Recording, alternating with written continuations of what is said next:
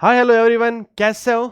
I hope सब स्वस्थ होंगे, मस्त होंगे और अपनी तैयारी में लगे होंगे, क्योंकि अब तैयारी में तो लगना ही पड़ेगा। एग्जाम बहुत ही नजदीक है। तो मैं आपका दोस्त जीडी फिर से एक नया टॉपिक के साथ एक नया सेशन लेके आया हूं। तो आज का अपन का टॉपिक होगा गैसियस स्टेट, गैसीय अवस्था के बारे में अपन डिस्कस करेंगे। तो इस टॉपिक में, इस सेशन में अपन क्या करेंगे?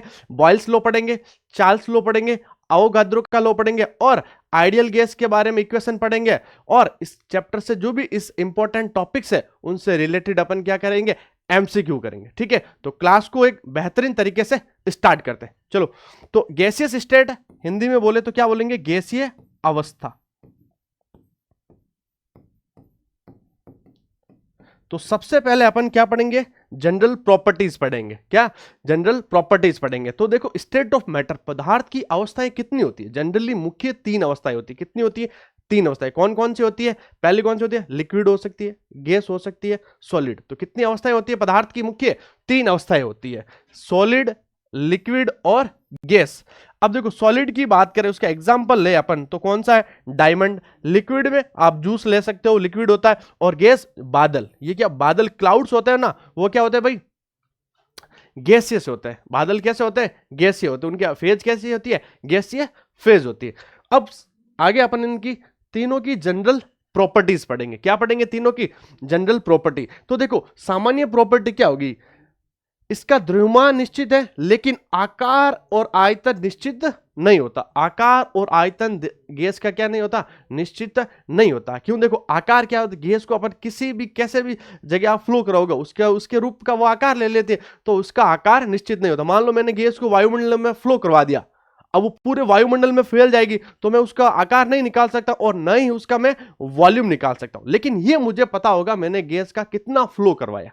तो इसका द्रव्यमान तो निश्चित है। मान लो मैंने 10 ml, 20 ml, 50 ml गैस का जो वायुमंडल में फ्लो करवाया, वो मुझे पता है। लेकिन वो गैस वायुमंडल में फैलने के बाद उसका मैं न तो आकार डिफाइन कर सकता हूं, पता लगा सकता हूं, और न ही उसका वॉल्यूम के बारे में। और आपको पता ही है वॉल्यूम किसे बोलते हैं अपन? कोई गैस जितना स्पेस को ऑक्यूपाई कर ले उसे अपन क्या बोल देंगे? वॉल्यूम बोलते हैं, आयतन बोलते हैं। तो अपन पूरे वायुमंडल कैसे वॉल्यूम नहीं निकाल सकते। और आपको पता ही गैस के पार्टिकल्स होते हैं ना, बहुत ही ज्यादा ऐसे मूवमेंट करते हैं, बहुत ही जल्दी क्या होता है? वायुमंडल में फैल जाते हैं। तो समझ में आ गया होगा।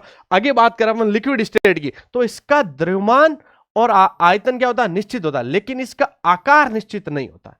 लेकिन इसका द्रव्यमान का जो लिक्विड स्टेट की बात हो रही है, इसमें क्या होता है? लिक्विड का द्रव्यमान और आयतन तो निश्चित होता है, लेकिन इसका आकार निश्चित नहीं होता। देखो, मान लो मैंने पहले कोई लिक्विड था, लिक्विड मैंने इसे ऐसे मटके में ले लिया। क्या ले लिया? मटके में। फिर मैंने इस लिक्विड को ऐसे किस में ले लिया?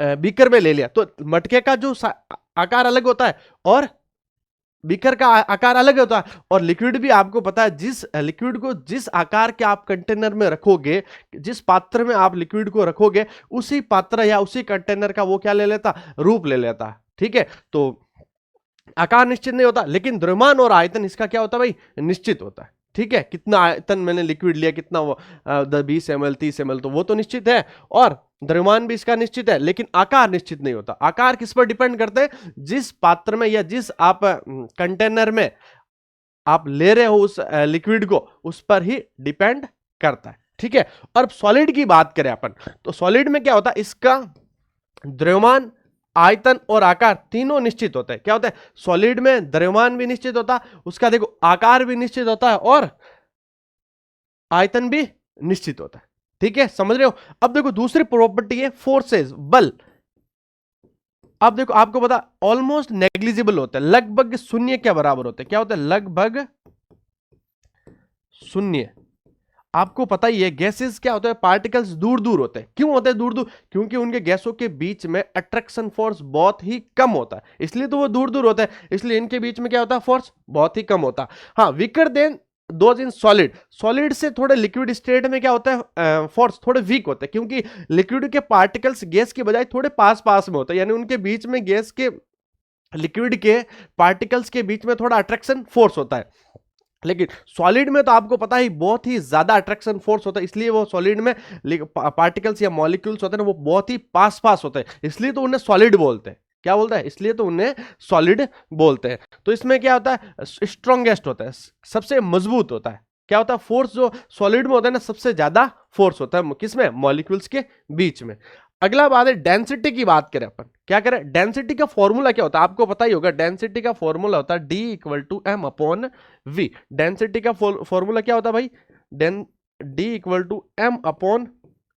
अब आपको पता होगा, अब गैस का वॉल्यूम आपको पता ही है ज्यादा होता, मान लो मैंने 10 ml या 5 ग्राम जितनी भी मान लो मैं गैस ली और उसको मैंने एक रूम में फ्लो करवा दिया, तो आयतन उसने कितना ले लिया, पूरे रूम को कवर कर लिया, तो उसका वॉल्यूम बहुत ही ज्यादा हो गया, लेकिन मास उसका कितना, बहुत ही कम है। तो डेंसिटी की क्या आ जाएगी, जब वॉल्यूम ज्यादा होगा तो डेंसिटी बेटा क्या आ जाएगी, कम हो जाएगी। डेंसिटी क्या हो जाएगी, कम।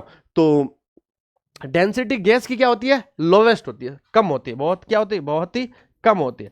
फिर लोअर देन सॉलिड, सॉलिड ठोस से कम होती है, इसकी क्या होती है, ठोस से कम, क्योंकि इसमें क्या होता है, इसमें पार्टिकल्स क्या होते हैं, थोड़े पास पास में होते हैं, इसकी वजह से।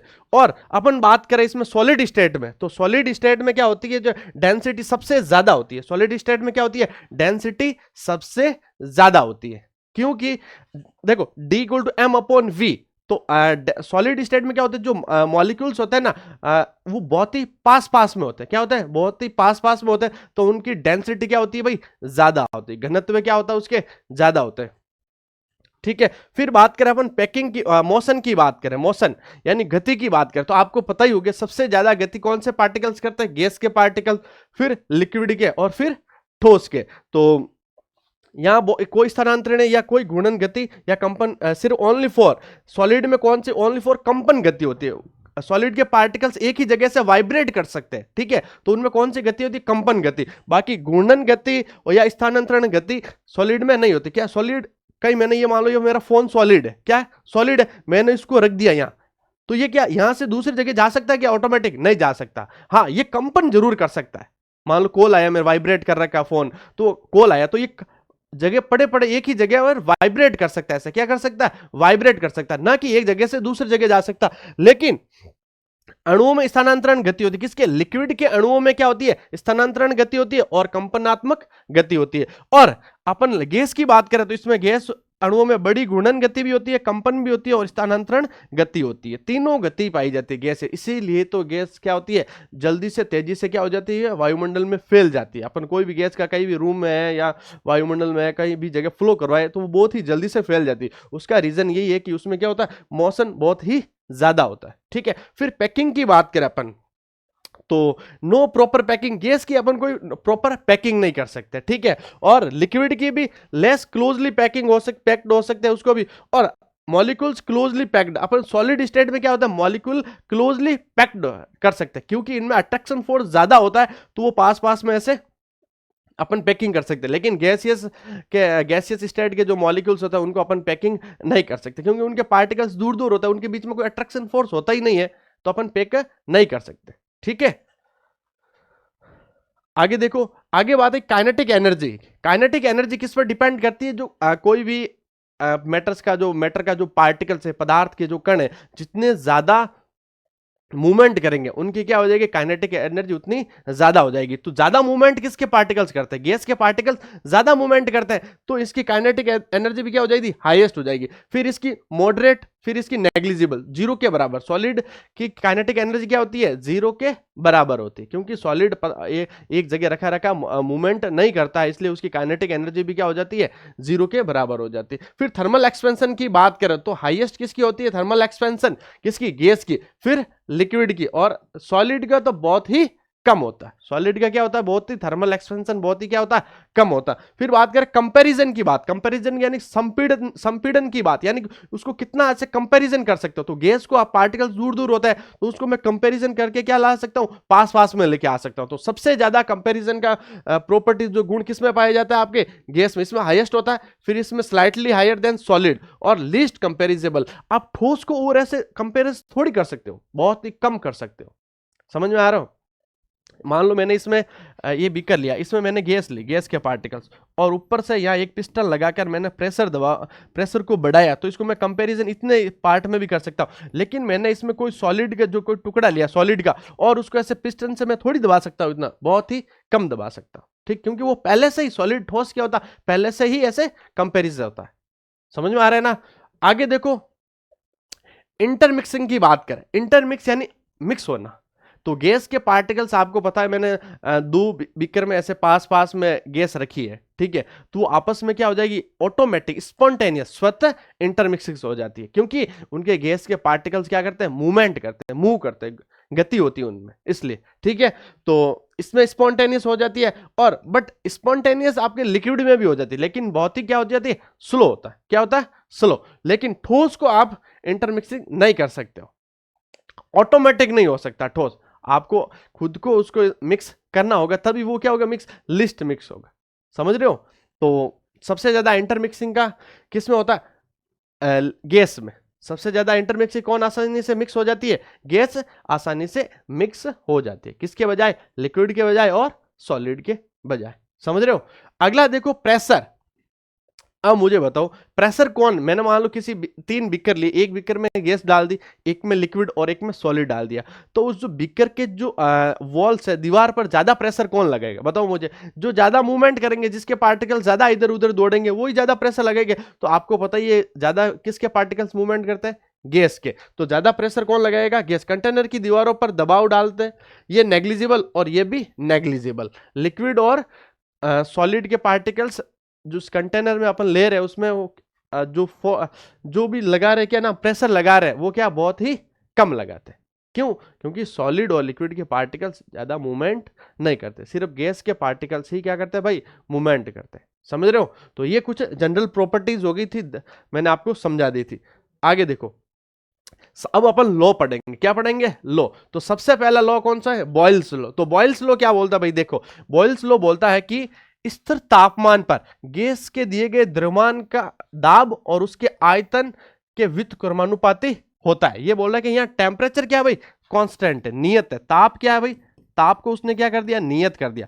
फिर उसने वॉल्यूम और प्रेशर के बीच में रिलेशन निकाला, तो वो जो वॉल्यूम है ना, इनवर्सली प्रोपोर्शनल है किसके, प्रेशर के, दाब के व्युत्क्रमानुपाती है क्या, आयतन। अब आपको देखो यहां पर समझो, मैंने क्या लिया, ये कोई बीकर है, ये क्या है, बीकर है, और इसमें मैंने ऊपर क्या, पहले से यहाँ एक पिस्टन लगी हुई है, और इस पिस्टन के ऊपर कितना वेट रखा हुआ है, 5 kg का वेट रखा, तो उसका वॉल्यूम ये है। अभी इसका वॉल्यूम क्या है, ये। अब बाद में क्या होगा, मैंने 5 kg से इसका वेट पिस्टन का और बढ़ा दिया, क्या कर दिया, वेट को मैंने बढ़ा दिया। तो ये देखो, अब जब मैं ज्यादा प्रेशर दिया तो ये पिस्टन नीचे गई, और तो इसका वॉल्यूम भी क्या हो गया भाई, देखो ये वॉल्यूम अब इसका क्या हो गया, कम हो गया। तो यानी कि बॉयल्स बोलता है कि जब अपन ताप को नियत रखेंगे और वॉल्यूम प्रेशर को बढ़ाएंगे अपन, तो वॉल्यूम क्या हो जाएगी भाई, कम हो जाएगी। क्या हो जाएगी, वॉल्यूम कम होगी, दाब बढ़ेगा और वॉल्यूम कम हो जाएगा। तो आपको बॉयल्स क्या बोलता है, जब मैं टेम्परेचर को कांस्टेंट करूं और प्रेशर को बढ़ाऊं, तो वॉल्यूम क्या हो जाएगी, डिक्रीज हो जाएगी। तो उसने ये रिलेशन दिया था।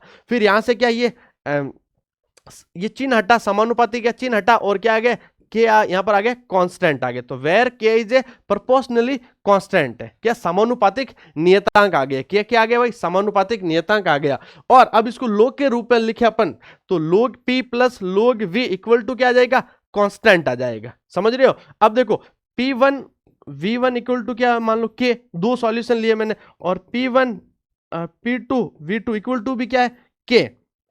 तो मैं इस K की जगह P1 इस K की जगह ये वैल्यू रख सकता हूं, क्योंकि K के इक्वल टू क्या होती है, P2 V2, तो मैं यहां लिख दूं, तो अपन के पास ये P1 V1 और P2 V2 मिल जाएगा। क्या मिल जाएगा, ये मिल गया आपको P1 V1 equal to P2 V2। तो ये बहुत ही इंपॉर्टेंट है, ठीक है। तो अब देखो ये समझ में आ गया बॉयल्स बोल रहा है कि आप ताप को नियत रखो और प्रेशर को बढ़ाओगे तो वॉल्यूम क्या हो जाएगी भाई, कम हो जाएगी। समझ में आया ना। चलो अब इसके ग्राफ की बात करें, क्या करें अपन, ग्राफ की बात करें, तो आपका बॉयल का जो ग्राफ, बॉयल के जो लॉ के जो ग्राफ बनेंगे, ये 4 ग्राफ बहुत ही इंपॉर्टेंट है। तो देखो बॉयल का जो रिलेशन क्या, P इनवर्सली प्रोपोर्शनल किस क्या, वॉल्यूम के, ये रिलेशन दिया था। यानी कि प्रेशर बढ़ेगा तो वॉल्यूम क्या हो जाएगा भाई, प्रेशर बढ़ेगा तो वॉल्यूम क्या हो जाएगा, डिक्रीज हो जाएगा। तो देखो यहां प्रेशर बढ़ रहा है और वॉल्यूम यहां क्या हो जाएगा भाई, डिक्रीज हो जाएगा। तो देखो यहां प्रेशर अब देखो प्रेशर जैसे जैसे कम होगा वॉल्यूम वैसे वैसे क्या हो जाएगा, बढ़ता जाएगा। देखो आपस में देखो इनवर्सली प्रोपोर्शनल है, उल्टा है, एक बढ़ेगा और एक घटेगा। ये दोनों में रिलेशन क्या है, प्रेशर बढ़ेगा तो वॉल्यूम घट जाएगा और प्रेशर घटेगा तो वॉल्यूम क्या हो जाएगा, बढ़ जाएगा। तो यहां देखो अब जैसे जैसे नीचे आएंगे तो प्रेशर घट रहा है और वॉल्यूम क्या है, बढ़ रहा है। तो इस ग्राफ को क्या बोलते हैं, हाइपरबोला ग्राफ बन गया।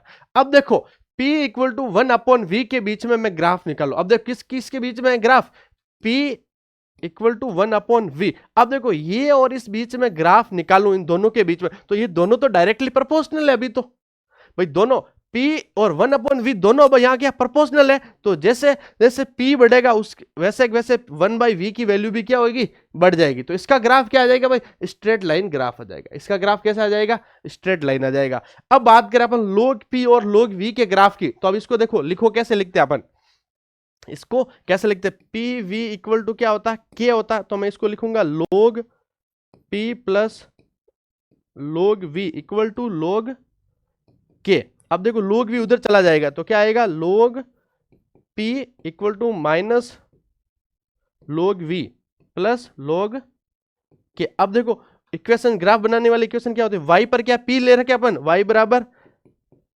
mx plus c। अब देखो m क्या स्लोप बताता है, ग्राफ की क्या m क्या बताता है, स्लोप। तो स्लोप क्या आ रही है, नेगेटिव आ रही है, तो ग्राफ कैसा आएगा, नेगेटिव। और इंटरसेप्ट की वैल्यू क्या है, log k। तो कहीं से स्टार्ट, ग्राफ कहां से होगा, यहां से स्टार्ट होगा। और ये वैल्यू जो इंटरसेप्ट की, ये इतनी सी वैल्यू क्या हो जाएगी, ये किसकी वैल्यू है, log k की वैल्यू आ जाएगी। ठीक है, और ग्राफ कैसा आ जाएगा, नेगेटिव ग्राफ आ जाएगा ऐसे। समझ रहे या नहीं समझ रहे, तो ये ग्राफ समझ में आ गया, y बराबर mx प्लस सी, और m की वैल्यू स्लोप नेगेटिव है, तो ग्राफ कैसा हो गया, ऐसे नीचे की तरफ आ जाएगा। ग्राफ कैसा आ जाएगा, नीचे की तरफ।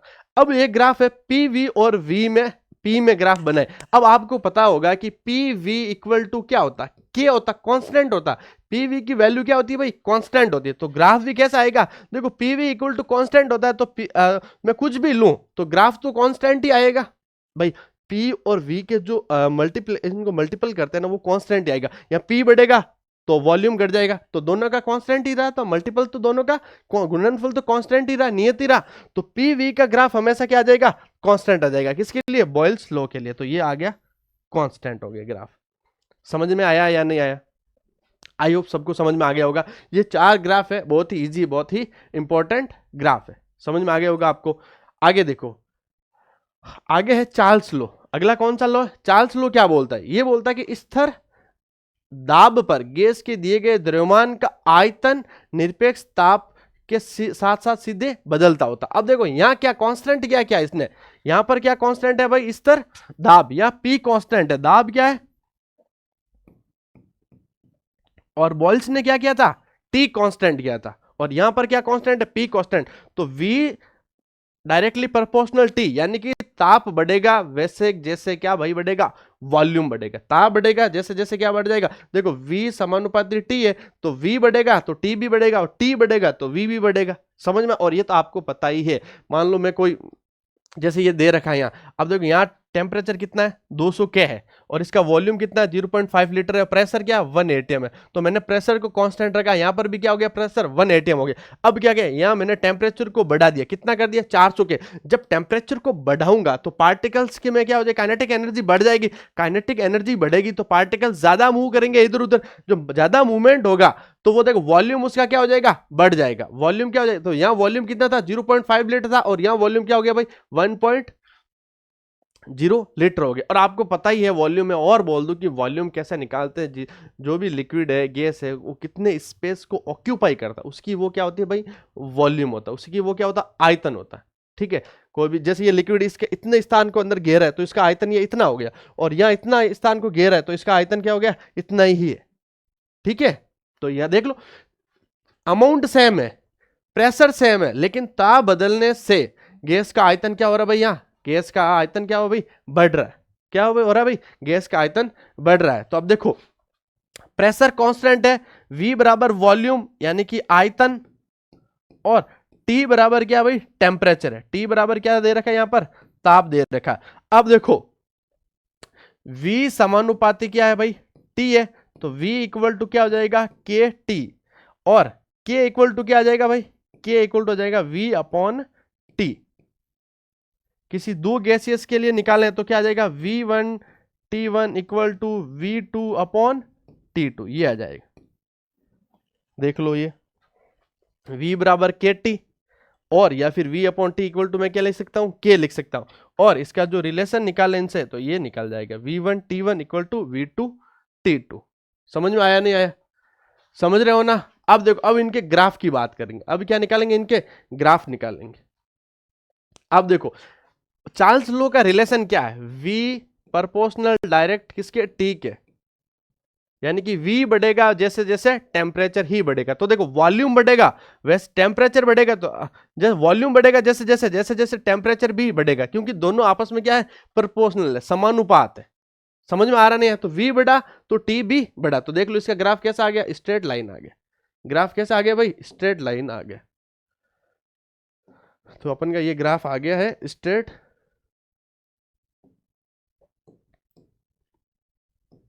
लाइन आ गया। ग्राफ कैसा आ गया, ये आ गया आपका स्ट्रेट लाइन।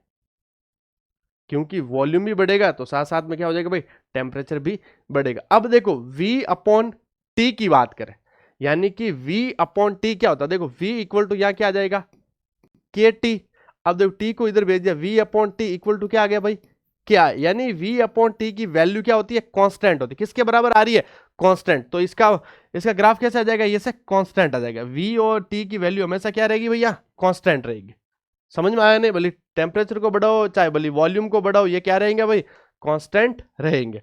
अब अपन बात करें लोग की बात करें, तो अब इसका ग्राफ बने अपन तो क्या होगा, log V minus log T equal to log K। अब देखो V और T के बीच मुझे ग्राफ बनाना, तो मैं इधर क्या रख दूंगा, log V इक्वल टू उधर क्या कर दूंगा, log T plus log K। अब मैं ग्राफ बनाऊं इसका, तो y इक्वल टू, अब इसकी ग्राफ की बात करें अपन तो क्या हो जाएगा भाई, तो यहां आ जाएगा y, कौन से y एक्स पर अपन को v रखना, तो यहां y equal to x x पर अपन को t रखना, तो यहां आ जाएगा mx, और प्लस ये इंटरसेप्ट आ जाएगा आपका c। अब देखो यहां स्लोप कैसी है, पॉजिटिव है और इंटरसेप्ट है, तो ग्राफ कैसा हो जाएगा भाई, ग्राफ किसके, v और t के बीच में ग्राफ कैसा हो जाएगा, पॉजिटिव स्लोप है। तो पॉजिटिव स्लोप का ग्राफ हमेशा कैसा है, ऐसे ऊपर की तरफ आता है।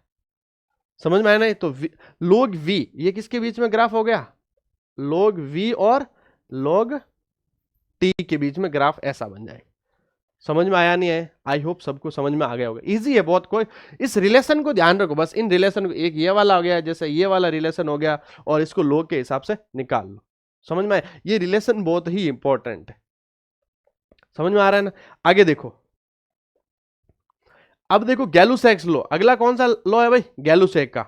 ये क्या बोलता है, स्थिर आयतन पर गैस के दिए गए द्रव्यमान का दाब सीधे ताप के अनुरूप परिवर्तित होता है, यानी कि जैसे जैसे टेम्परेचर बढ़ेगा वैसे वैसे भी क्या हो जाएगा, प्रेशर भी बढ़ेगा। क्या हो जाएगा भाई, वैसे वैसे प्रेशर भी बढ़ेगा। तो यहां पर क्या आ जाएगा, P समानुपाती, दाब किसके समानुपाती है भाई, ताप के समानुपाती। जैसे जैसे ताप बढ़ेगा वैसे वैसे प्रेशर भी बढ़ जाएगा। देखो कैसे, मान लो क्या होगा, मैंने किसी दो कंटेनर लिए, उसमें गैस लिए, मैं क्या करूंगा, टेम्परेचर को बढ़ाऊंगा, टेम्परेचर को बढ़ाऊंगा तो वो गैस के जो पार्टिकल्स वो मूवमेंट करेंगे इधर उधर, क्योंकि उनकी काइनेटिक एनर्जी बढ़ जाएगी, गतिज ऊर्जा बढ़ जाएगी। तो वो क्या करते, दीवार से क्या हो जाएंगे, टकराएंगे, तो प्रेशर भी क्या हो जाएगा उनका, बढ़ जाएगा। क्या हो जाएगा भाई, प्रेशर भी बढ़ जाएगा। तो P बढ़ेगा तो T ही भी बढ़ेगा। और देखो अब यहां क्या आ जाएगा भाई, P इक्वल टू आ जाएगा KT, और P upon K equal P upon T,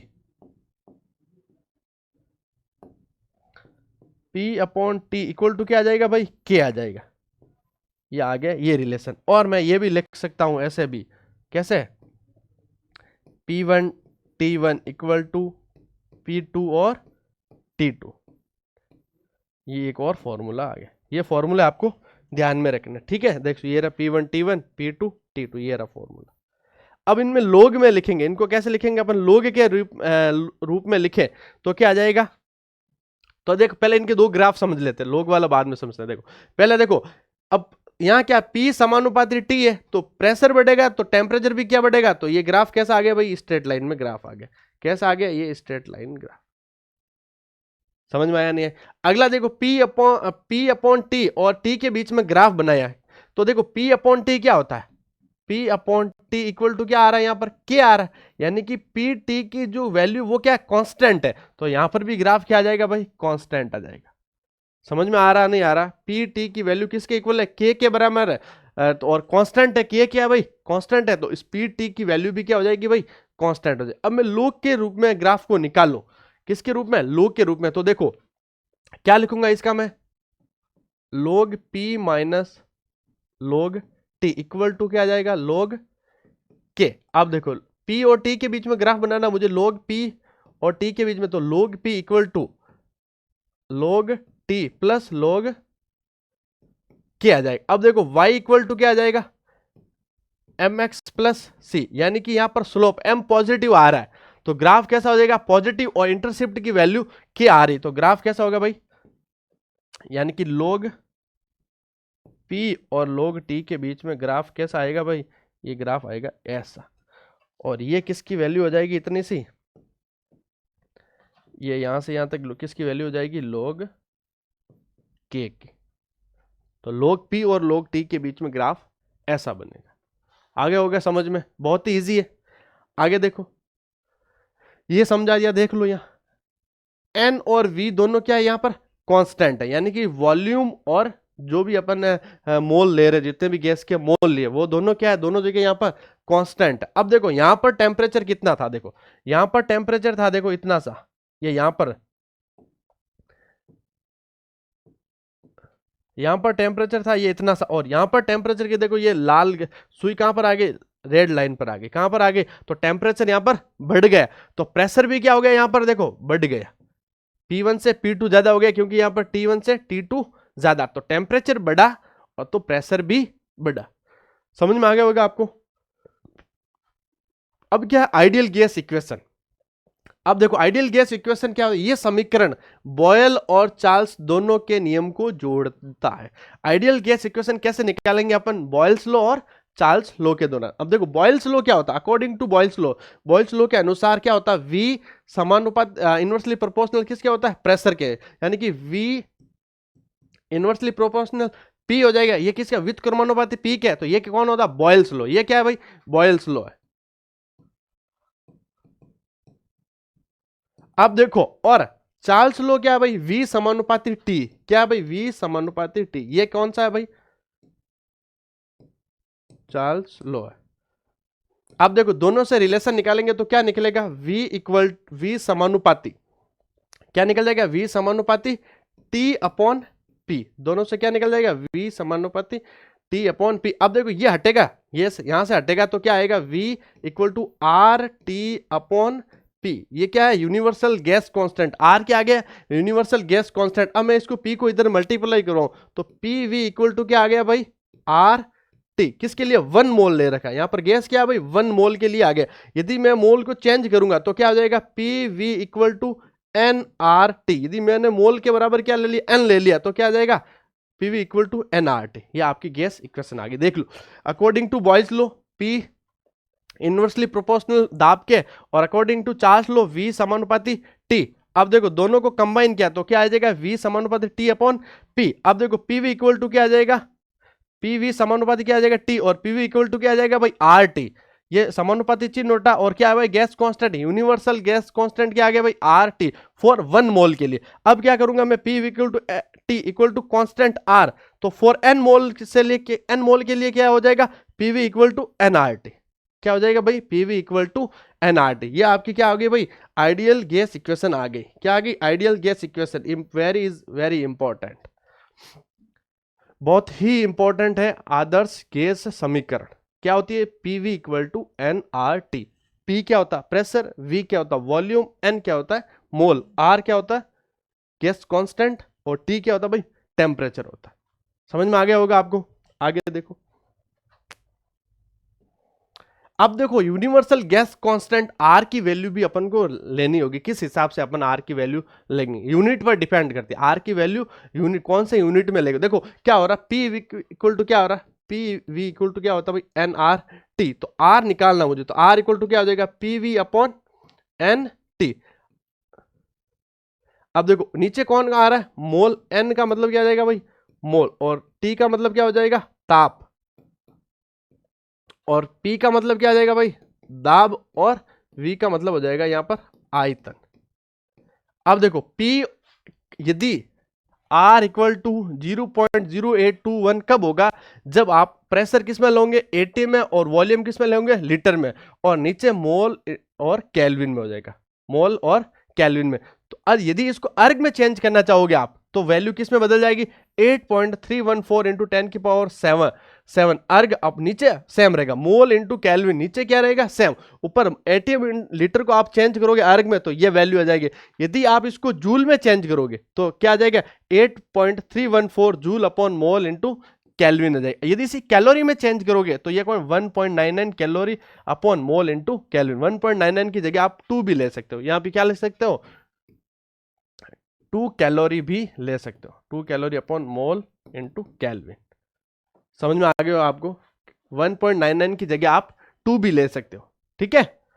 अब देखो in case of 2 different condition में, 2 अलग अलग कंडीशन हो तो आपको पता ही होगा क्या आ जाएगा, यहां पर क्या आ जाएगा, पीवी इक्वल टू एनआरटी है, क्या है, पीवी इक्वल टू एनआरटी, और आपको पता है कि यहां पर देखो कांस्टेंट क्या क्या कांस्टेंट है, एन, देखो किसी गैस के अपन मोल लेंगे वो भी कांस्टेंट हो जाएंगे, और आर आपको पता ही है कांस्टेंट है, तो क्या आ जाएगा, P1 V1 equal to T1 equal to P2 V2 upon T2। इसका ये रिलेशन है, याद रखना, ये वाला बहुत ही इंपॉर्टेंट रिलेशन है, समझ में आ गया होगा आपको। आगे देखो application of ideal gas equation, Adarsh gas समीकरण के अनुप्रयोग क्या क्या है, उसकी बात, calculation of mass and molecular weight of the gas, जो पीवी इक्वल टू एनआरटी आपको आइडियल गैस इक्वेशन दे रखी है, इस इक्वेशन से आप क्या क्या निकाल सकते हो, तो मास और मॉलिक्यूलर वेट निकाल सकते हो। अब आपको पता ही होगा पीवी इक्वल टू क्या होता है, एनआरटी होती है, पीवी इक्वल टू क्या होता है, एनआरटी। अब मैंने वी को यहाँ नीचे भेज देता हूँ, क्या हो गया, P equal to N upon V R T, ये आ गया, एन नीचे आया। अब आपको पता ही होगा N upon V, N upon V क्या होता है, सांद्रता, कंसंट्रेशन होती है ना, मोलरिटी क्या होती है, 1 लीटर सॉल्यूशन में प्रेजेंट सॉल्यूट के मोल, उसे अपन क्या बोलते हैं, सांद्रता बोलते हैं। तो सांद्रता को किससे अपन डिफाइन, सी से लिख देंगे, तो P इक्वल टू क्या आ जाएगा, यहां पर CRT आ जाएगा, P इक्वल टू क्या आ जाएगा, CRT। अब आपको पता ही होगा N इक्वल टू क्या होता है, N इक्वल टू क्या होता है, मोल इक्वल टू क्या होता है, मास अपॉन, मास अपॉन क्या होता है भाई, मोलर मास, भाई मोल कैसे निकाल दो, दिया गया मास अपॉन मॉलिक्यूलर मास, तो देख एन इक्वल हो जाएगा weight in gram of gas upon gram molecular weight, तो पीवी इक्वल टू क्या जाएगा, अब एन की जगह मैं क्या लिख दूंगा, M upon M, N by M, तो आर टी ये हो जाएगा PV equal to M upon M R T. इसको ऐसे भी लिख सकते हो, इसको ऐसे भी लिख सकते हैं, क्योंकि एन क्या होता है, वेट अपॉन मॉलिक्यूलर वेट, तो मैंने यहां लिख दिया एम अपॉन मॉलिक्यूलर वेट। समझ में आ गया होगा, तो ये आपको इक्वेशन समझ में आ गई होगी, आई होप इजी है। पीवी इक्वल टू एनआरटी, और वी को मैंने इधर भेजा है तो एन अपॉन वी क्या हो गए, कंसंट्रेशन हो गए, तो मैंने लिख दिया पी इक्वल टू CRT। फिर मैंने क्या लिया, एन इक्वल टू आपको पता क्या होता है, वेट अपॉन मॉलिक्यूलर वेट होगा, तो मैंने एन की जगह क्या लिख दिया, weight upon molecular weight into RT, तो एक इक्वेशन ये मिल गई, ये 2 इक्वेशन यहां से मिली। और मेन इक्वेशन कौन सी अपन की, ये वाली, ठीक है। ये तो 3 इक्वेशन बहुत ही इंपॉर्टेंट है, न्यूमेरिकल्स बनेगा तो यहां से आपको हेल्प मिलेगी इन फॉर्मूलों से, ठीक है।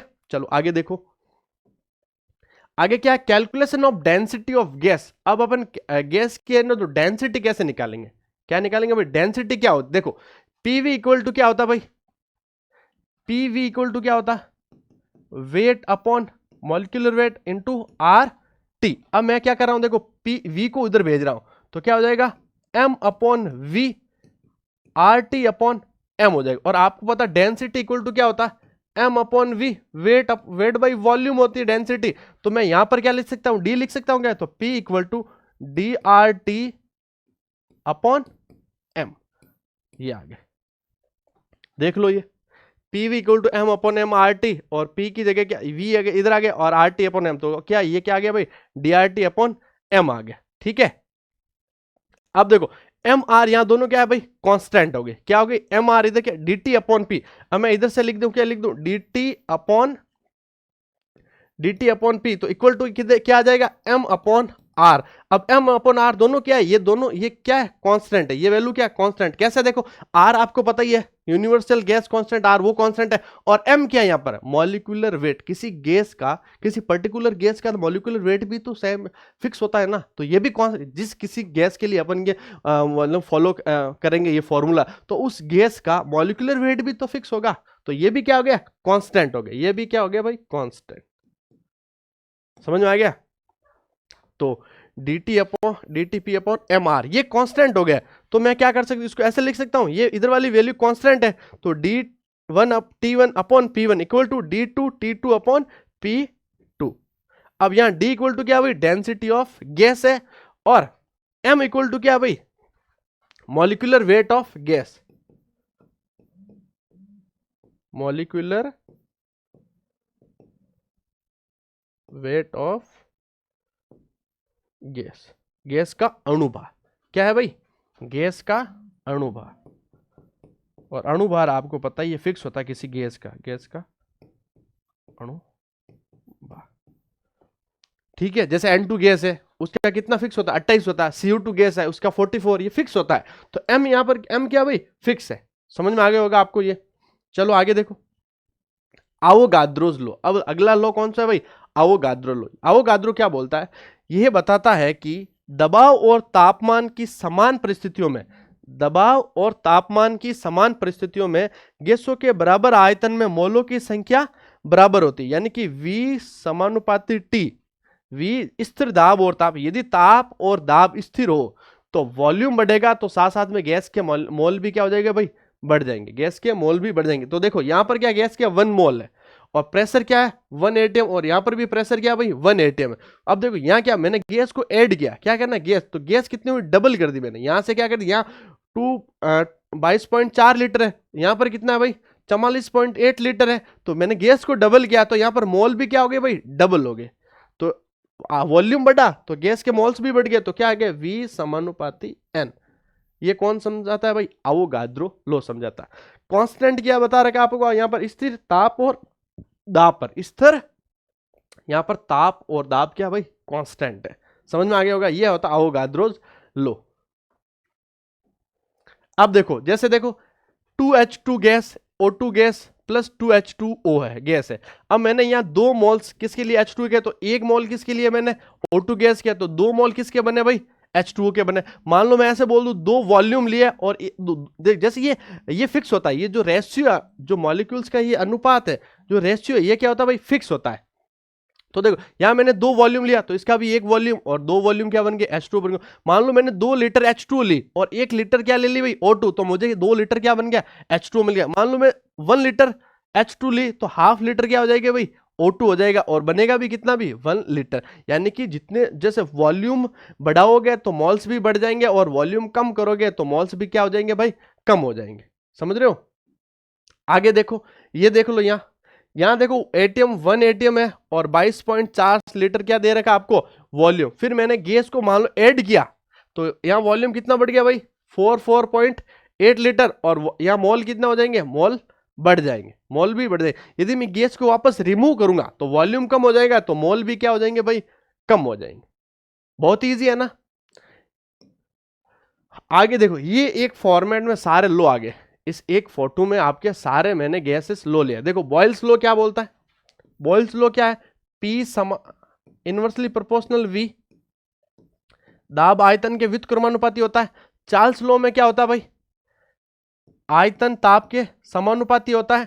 और ये कौन सा हो गया आपका, आवोगाद्रो लो क्या होता है, जो अभी पढ़ा था, VN, वॉल्यूम बढ़ेगा तो क्या मॉलिक्यूल्स भी, मोल भी बढ़ेंगे। और गैलुसेक्स लो क्या होता है भाई, गैलुसेक का लो बोलता है कि टेम्परेचर बढ़ेगा तो P भी क्या हो जाएगा, बढ़ेगा।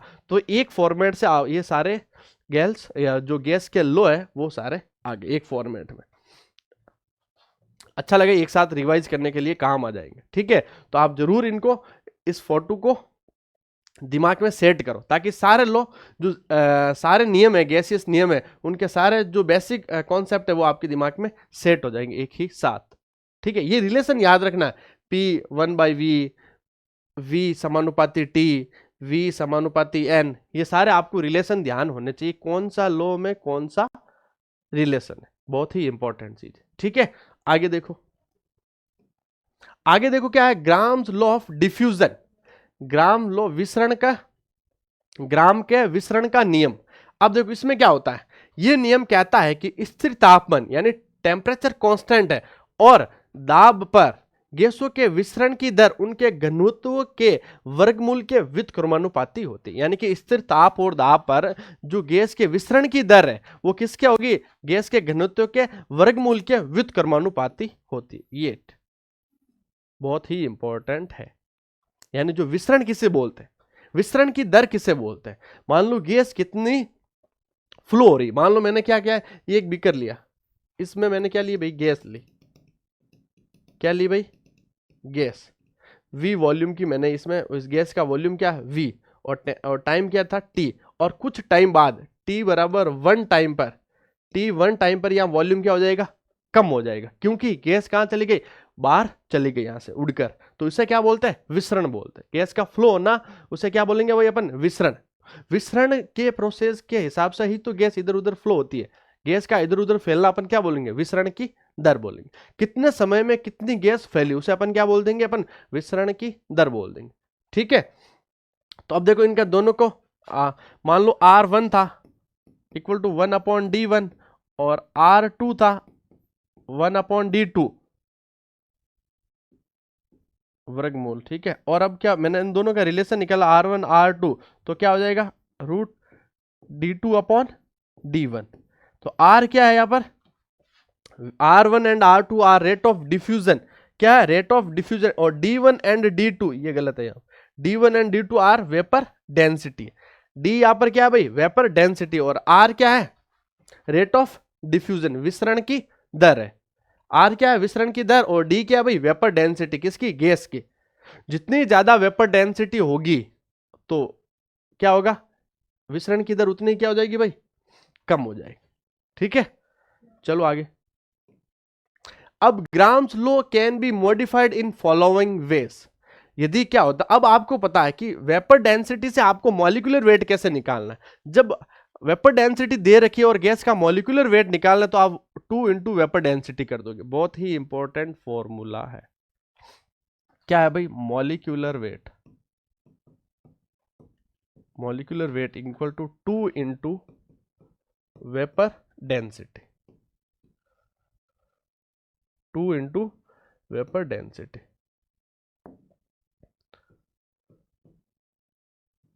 ठीक है, तो आप जब वेपर डेंसिटी को 2 से मल्टीप्लाई करेंगे तो आपको क्या मिल जाएगा, मॉलिक्यूलर वेट मिल जाएगा। तो मैं R1 और वेपर डेंसिटी की जगह मैं क्या लिख दूं, M2/M1 लिख दूं, या भाई जब आप वेपर डेंसिटी को 2 से मल्टीप्लाई करोगे तो मॉलिक्यूलर वेट आ जाएगा। तो देखो ऊपर भी 2 आएगा नीचे भी 2, तो कैंसिल आउट हो जाएगा 2, तो फिर क्या बचा भाई, M2/M1, किसमें, रूट में, R1/R2 इक्वल टू M2/M1। अब देखो M2/M is known as a enrichment factor, ये क्या है, इनरिचमेंट फैक्टर। और रेट ऑफ डिफ्यूजन कैसे निकाला, मैंने अभी आपको बताया था, टाइम टेकन फॉर डिफ्यूजन और वॉल्यूम ऑफ गैस डिफ्यूज, कितना वॉल्यूम डिफ्यूज हुआ है गैस का और कितने टाइम है, उसे अपन क्या बोल देंगे, रेट ऑफ डिफ्यूजन बोल देंगे। R equal to V/T, R equal to V/T, यानी कि कितने टाइम में कितनी गैस डिफ्यूज हुई है। आप स्पीड कैसे निकालते हो, रेट कैसे निकालते हो, यानी कितने समय में आपने कितने किलोमीटर को कवर किया, वो अपन की स्पीड हो गई। वैसे यहां भी रेट ऐसे निकालेंगे कितने समय में गैस का वॉल्यूम कितना विसरण हो गया, गैस का वॉल्यूम कितना डिफ्यूज हो गया। समझ में आ रहा है। तो ये R1 इक्वल टू V1T1 और R2 इक्वल टू क्या हो जाएगा भाई, V2T2, दो गैसों के लिए। समझ में आया नहीं आया। आगे देखो, आगे काइनेटिक थ्योरी ऑफ गैसेस, किसकी थ्योरी भाई, गैसों की गतिज सिद्धांत। गैसों का गतिज सिद्धांत क्या बोलता है, देखो गैसों के नियम के प्रायोगिक आंकड़ों पर आधारित है, इसलिए नियमों के सैद्धांतिक पहलू को प्राप्त करने के लिए प्रयास किए गए। मैक्सवेल अपने प्रयास में सफल रहे और उन्होंने गैसों के गतिज सिद्धांत का विचार दिया। भाई किसने दिया था, ये मैक्सवेल दिया, किसने था भाई, ये ध्यान रखना, मैक्सवेल ने, मैक्सवेल ने दिया था। ठीक है, आगे देखो, अब देखो इसके कुछ पोस्टुलेट्स है। तो देखो प्रॉपर्टीज है इसके लो के। तो देखो गैसों में बहुत छोटे कण होते हैं जो हमेशा निरंतर यादृच्छिक गति करते हैं। गैसीय अणुओं की यादृच्छिक गति के कारण गैसें विसरण की घटना प्रदर्शित करते हैं। देखो पहला पोस्टुलेट क्या है, gases have very tiny particles which are always in constant random motion और because of the random movement of gases molecular gases exhibit the phenomenon of diffusion. यानी क्या होता है, गैस के पार्टिकल्स क्या होते हैं भाई, बहुत छोटे छोटे होते हैं और आपको क्या करते हैं, वो गैस के पार्टिकल्स आपको पता है मूवमेंट करता है और मूवमेंट करना ही क्या होता है, विसरण होता है, डिफ्यूजन होता है। तो देख लो यही तो पॉइंट है कि गैसों में बहुत छोटे कण होते हैं जो हमेशा निरंतर यादृच्छिक रैंडम मूवमेंट करते रहते हैं, यादृच्छिक गति करते रहते हैं और गैसीय अणुओं की यादृच्छिक गति के कारण गैसीय विसरण की घटना को क्या करते हैं भाई, प्रदर्शित करते हैं। अगला पॉइंट क्या होता है, gravitational force does not effect the molecules of gases. यानी कि गैस के अणुओं को गुरुत्वाकर्षण बल इफेक्ट नहीं करता, प्रभावित नहीं करता। ये आपको पता ही होगा। यानी आप कोई सॉलिड चीज को, जैसे मैं इसको ऊपर फेंकूं, फोन को, ये सॉलिड है, मैं इसको ऊपर फेंकता हूं, ठीक है, तो ये वापस नीचे आकर गिरेगा, किसकी वजह से, ग्रेविटेशन की वजह से। और मैंने क्या किया, कोई गैस है, उस गैस को ऐसा वायुमंडल में फ्लो करवाया, तो गैस के पार्टिकल्स वापस नीचे थोड़ी आते हैं भाई, वापस नीचे आते तो आगे फैलते भी नहीं थे। समझ में आ रहा है? तो गैस के पार्टिकल्स गुरुत्वाकर्षण बल से प्रभावित नहीं होते। ठीक है, अगला देखो, गैसों के अणुओं के बीच कोई अंतराण्विक आकर्षण बल मौजूद नहीं होता। मैंने पहले सबसे शुरुआत में क्लास के अपन शुरुआत में ही ये बात पढ़ी थी कि गैसों के जो मॉलिक्यूल्स होते हैं, जो पार्टिकल्स होते हैं, उनके बीच में आकर्षण बल बिल्कुल नहीं होता है। नहीं होने के वजह से ही ये गैस के पार्टिकल्स क्या करते हैं, फ्लो करते हैं, मूवमेंट करते हैं, मोशन करते हैं।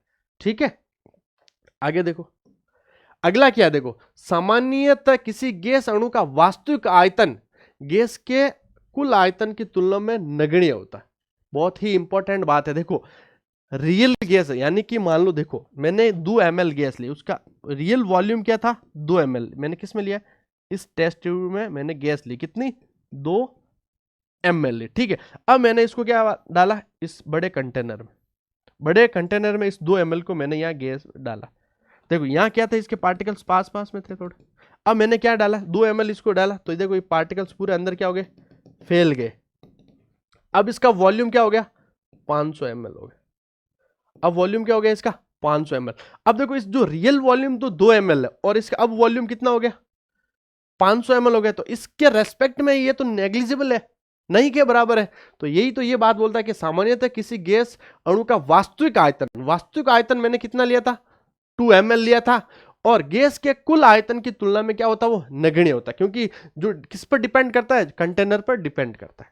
मैंने 2 ml लिया था, ठीक है, और उसको मैंने मान लो 2 ml गैस ली, किसी में इतने से मतलब बीकर में या छोटी सी मतलब टेस्ट ट्यूब में मैं 2 ml गैस लेके आया, ठीक है, और उसको मैंने पूरे कमरे में ऐसा फ्लो करवा दिया। क्या करवा दिया, फ्लो।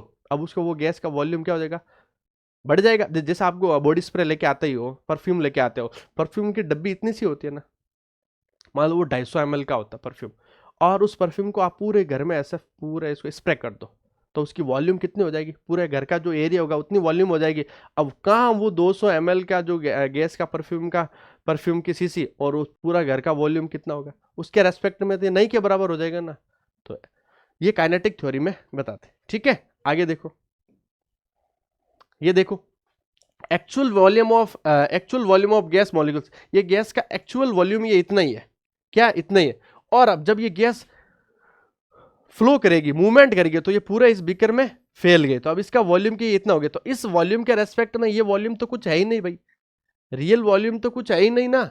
ठीक है, आगे देखो, अब देखो क्या है अगला पॉइंट, गैस का तापमान उसकी आंतरिक ऊर्जा का प्रत्यक्ष माप है, अर्थात गैस के अणु की गतिज ऊर्जा केवल परम तापमान पर निर्भर करती है। वेर एकदम राइट बात है। जैसे जैसे टेम्परेचर बढ़ेगा तो गैस के जो पार्टिकल्स का मूवमेंट बढ़ेगा, फ्लो बढ़ेगा, उनकी गति बढ़ेगी, तो गतिज ऊर्जा भी क्या हो जाएगी, बढ़ जाएगी। तो किस पर डिपेंड करती है, तापमान पर। अगला पॉइंट देखो क्या है, तापमान और दबाव की स्थिति में परिवर्तन से गैसें संपीड़ित या विस्तारित हो सकती है। एकदम सही बात है। आप कोई गैस है, उसको प्रेस करोगे, से दबाओगे, कंप्रेस करोगे तो संपीड़ित हो जाएगी, और यदि दाब वापस कम कर दोगे तो वापस गैस क्या हो जाएगी, फैल जाएगी, विस्तारित हो जाएगी। ये तो ठीक सही बात है। अब देखो, गैसों के गुण जो आसानी से मापे जा सकते हैं वे आयतन, दबाव, तापमान और द्रव्यमान है। ये आसानी से गैसों के गुण है जो अपन फाइंड आउट कर सकते हैं। अब देखो पीवी इक्वल टू क्या होता है एनआरटी, और PV equal to M upon M क्या हो गया भाई आर टी हो गया। एम क्या है यहां पर वेट, और ये एम क्या हो गया molecular weight, molecular weight of gas, जो किसी गैस के लिए कांस्टेंट होता है कि अलग अलग गैसों का अलग अलग मॉलिक्यूलर वेट क्या होता है भाई फिक्स होता है। ठीक है आगे देखो, अब देखो यहां according to postulates kinetic gas equation, ये आपकी क्या है काइनेटिक गैस इक्वेशन है, बहुत ही इंपॉर्टेंट है ये कि आपके काइनेटिक गैस इक्वेशन है। अब इसमें देखो PV equal to 1/3 mn square है। अब पी क्या होता है यहाँ pressure of the gas, gas का दाब होता है। वी क्या होता है वॉल्यूम ऑफ द गैस यानी गैस का आयतन होता, और एम क्या होता है mass of a molecules. M यहाँ पर छोटा वाला है, ठीक है स्मॉल एम, स्मॉल एम क्या होगा भैया मास ऑफ ए मॉलिक्यूल्स, और यू क्या root means square velocity R M S, ये क्या भाई स्क्वायर वेलोसिटी, और एन क्या है number of molecules present in amount of gas, कितने किस अमाउंट गैस के मॉलिक्यूल्स कितने प्रेजेंट है। ठीक है मान लो मैंने 5 ग्राम गैस लिया 5 ml गैस ली, उसमें गैस के नंबर ऑफ मॉलिक्यूल्स कितने, उसको किससे डिफाइन किया अपन ने एन से, मोल नहीं है यहाँ पर, मोल नहीं है, गैस के मॉलिक्यूल्स कितने हैं। ठीक है अब देखो 1 मोल ऑफ गैस, अब मान लो मैंने 1 मोल ऑफ गैस लिए, तो 1 मोल गैस में कितने पार्टिकल्स होते हैं आपको पता ही है Na पार्टिकल्स होते हैं। क्या होता है Na पार्टिकल्स। एक 1 मोल में कितने पार्टिकल्स होते हैं 1 मोल इक्वल टू Na नहीं लिखते अपन, एक मोल में Na पार्टिकल्स होते हैं। ठीक है 1 मोल गैस लिए तो उनके n की वैल्यू क्या आ जाएगी n यानी नंबर ऑफ मॉलिक्यूल्स कितने हो जाएंगे Na हो जाएंगे, एंड m इंटू Na क्या आ जाता है भाई मॉलिक्यूलर वेट आ जाता है। क्या आ जाता है m इंटू, देखो जैसे मोल इक्वल टू क्या होता है वेट अपॉन मॉलिक्यूलर वेट, एक फॉर्मूला ये होता है मोल का, और एक फॉर्मूला क्या होता है mole equal to number of particles, number of अणुओं की संख्या अपॉन Na से डिवाइड करेंगे तो एक ये मोल निकल जाता है। जब मैं क्या करूंगा Na से m को मल्टीप्लाई करूंगा, क्या करूंगा m, यानी कि Na पार्टिकल्स है और एक पार्टिकल्स का मास इतना है, तो उसका पूरा क्या आ जाएगा भाई मॉलिक्यूलर वेट आ जाएगा। क्या आ जाएगा भाई मॉलिक्यूलर वेट आ जाएगा। तो आप देखो सो पीवी इक्वल टू 1/3, अब यहाँ m क्या हो जाएगा कैपिटल M हो जाएगा, यहाँ क्या हो जाएगा भाई कैपिटल M हो जाएगा, क्योंकि m इंटू एन क्या होता है m इंटू एन की जगह मैंने क्या ले लिया था Na ले लिया था, तो m इंटू एन क्या आ जाएगा भाई कैपिटल M हो जाएगा। तो ये क्या हो गया कैपिटल M, तो where m molecular weight of the gas, ये क्या है भाई molecular weight of the gas हो गया, और 1/3 mu square upon equal to RT, और u इक्वल टू क्या आ जाएगा, u क्या है भाई रूट मींस स्क्वायर वेलोसिटी हो गई, तो इसका फॉर्मूला क्या हो गया 3RT अपॉन m या फिर 3P अपॉन D। तो ये बहुत ही इंपॉर्टेंट फॉर्मूला है, एक ये वाला और एक वो वाला। तो आपको ये समझ में आ गया होगा, कोई दिक्कत है क्या, कोई दिक्कत नहीं है ना। चलो आगे देखो अब, हाँ अब देखो ये क्वेश्चन देखते हो। देखो स्थिर तापमान पर किसी गैस की दी गई मात्रा दाब और आयतन का गुणनफल स्थिर रहता है, ये बताइए कौन बताता है। स्थिर तापमान पर देखो T कांस्टेंट, क्या है भाई यहां पर T कांस्टेंट है, और दाब और आयतन के बीच में किसने रिलेशन बताया था, तो बॉयल्स लॉ क्या बोलता है, बॉयल्स लॉ क्या बताया था भाई, बॉयल का नियम क्या है भाई बताओ फटाफट। बॉयल्स का नियम क्या था, टी क्या पर नियत है, टी नियत है तो पी इनवर्सली प्रोपोर्शनल क्या आयतन है, ये किसने बताया था बॉयल्स ने बताया था। तो देख लो दाब और आयतन का गुणनफल स्थिर रहता, दाब और आयतन का क्या होता भाई गुणनफल स्थिर रहता, तो कौन सा होगा बॉयल्स का नियम, बॉयल्स नियम। दाब और आयतन का गुणनफल यानी कि पीवी इक्वल टू, अब देखो यहां क्या आ जाएगा P इक्वल टू क्या आ जाएगा K अपॉन V, और पी वी इक्वल टू क्या आ जाएगा भाई K आ जाएगा, ये देख लो। अब दाब और आयतन का गुणनफल, दाब और आयतन का गुणनफल स्थिर रहता है, और देख लो ये दाब और आयतन का गुणनफल क्या यहाँ स्थिर है, किस लॉ में बॉयल्स लॉ में। ठीक है तो इसका आंसर क्या हो जाएगा थर्ड आंसर राइट हो जाएगा। अब देखो किसी गैस के विसरण की दर है, किसी गैस के विसरण की दर, मैंने अपन अभी जो विसरण की दर पढ़ी थी उसमें देखो क्या पढ़ा था अपन ने, कि किस इसके घनत्व के सीधे अनुपातिक होती है, नहीं गलत बात है ये। सीधे अनुपातिक कहाँ होती है, क्या होती है, R equal to inversely proportional root क्या होती है, डेंसिटी के क्या होती है, अंडर रूट में। तो देखो इसके आणविक द्रव्यमान के सीधे अनुपातिक होती है, गलत ये भी। इसके आणविक द्रव्यमान के वर्ग के सीधे अनुपातिक होती है, नहीं सीधे अनुपातिक कहां होती है, इसके आणविक द्रव्यमान के वर्गमूल के व्युत्क्रमानुपाती होती है। क्या होती है भाई, वर्गमूल के व्युत्क्रमानुपाती। ये भी तो होता है ना, आर इक्वल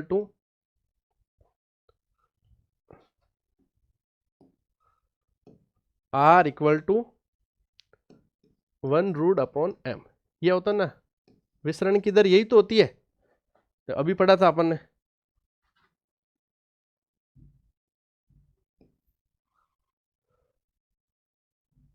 ये रहा भाई अपन का विसरण का दर, ये रहा, ये देखो, ये देखो आर किसके और आणविक, इसको अंडर रूट के क्या आणविक द्रव्यमान, अंडर रूट में क्या भाई आणविक द्रव्यमान है। ये देखो, तो इसका आंसर कौन सा हो जाएगा भाई, फोर्थ डी आंसर हो जाएगा। क्या हो जाएगा, इसके आणविक द्रव्यमान के वर्गमूल के व्युत्क्रमानुपाती होता, आणविक द्रव्यमान के वर्गमूल के व्युत्क्रमानुपाती होता क्या, विसरण की दर। ठीक है, आगे देखो, अनादर्श गैस आदर्श व्यवहार की ओर अग्रसर होती है। बहुत ही इंपॉर्टेंट क्वेश्चन है, बहुत ही इंपॉर्टेंट है, very very very very important question है।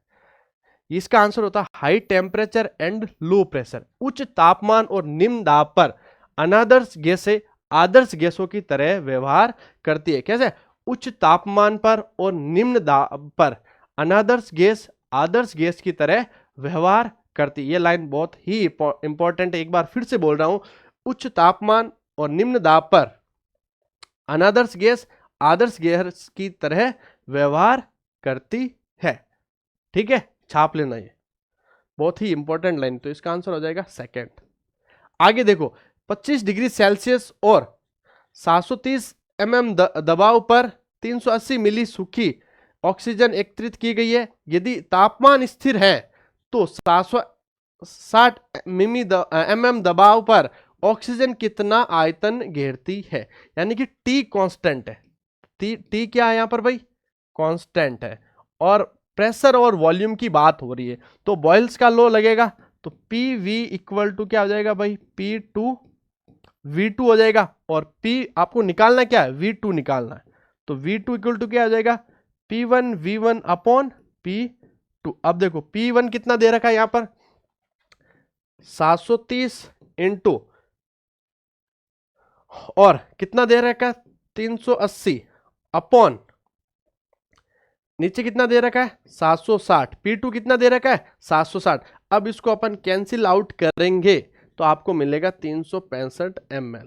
क्या मिल जाएगा भाई, 365 ml मिल जाएगा, यानी कि V2 क्या मिल जाएगा आपको 365 मिल जाएगा। क्या मिल जाएगा भाई, V2 आपको क्या मिल जाएगा 365। अब एक चीज, बिना फॉर्मूले लगाए ही ये क्वेश्चन कर सकते हैं अपन के जनरल नॉलेज से। बॉयल्स लॉ क्या बोलता है, बॉयल्स लॉ बोलता है जब प्रेशर बढ़ेगा तो वॉल्यूम क्या हो जाएगा भाई, घट जाएगा, वॉल्यूम क्या हो जाएगा, घट जाएगा। तो यहां देखो, यहां पहले प्रेशर कितना था भाई 730 था, अब प्रेशर कितना बढ़ गया 760, तो वॉल्यूम घटेगा, तो पहले वॉल्यूम कितनी थी 380, यानी कि अब वॉल्यूम जो होगी 380 से कम ही होगी। समझ में आ रहा, तो अब ऑप्शन में चेक कर लो 380 से वॉल्यूम कहां पर कम है, फर्स्ट ऑप्शन में ही कम है। फॉर्मूला लगाने की आवश्यकता ही नहीं थी, यहां पर तो सीधा चेक कर लेते। समझ में आ रहा है ना, तो आप P inversely proportional to V इस कॉन्सेप्ट को देकर ही आंसर कर सकते, फॉर्मूले लगाने की आवश्यकता ही नहीं है। ठीक है, आगे देखो, गैसों का गतिज सिद्धांत भविष्यवाणी करता है कि गैसों की कुल गतिज ऊर्जा निर्भर करती है किस पर, गैसों की जो गतिज ऊर्जा किस पर निर्भर करती है, तापमान पर, क्योंकि जैसे जैसे ताप बढ़ेगा वैसे वैसे गैस के पार्टिकल्स का क्या होगा, मोशन बढ़ेगा, गति बढ़ेगी, और उनकी गति बढ़ेगी तो फिर उसकी गतिज ऊर्जा भी क्या हो जाएगी भाई, बढ़ जाएगी। तो गैस का तापमान पर निर्भर करती है कौन? गैस की गतिज ऊर्जा। समझ में आ गया होगा आपको। अगला क्वेश्चन देखो, निम्नलिखित में से कौन सा गैस नियम नहीं है? भाई बॉयल्स का नियम है अपन ने पढ़ा, चार्ल्स का नियम है पढ़ा अपन ने, गेलुसे का नियम पढ़ा, लेकिन हुक का नियम अपन ने गैसियस लॉ में नहीं पढ़ा। तो इसका आंसर क्या हो जाएगा भाई? हुक का नियम। ऐसे ही क्वेश्चन आएंगे आपके एग्जाम में, ठीक है। तो ये आपका होता है क्वेश्चन यहाँ पर खत्म। आई होप सबको क्लास में क्लास अच्छे से समझ में आई होगी, और कमेंट करके लाइक करके मुझे जरूर बताएं, ठीक है। Okay, thank you.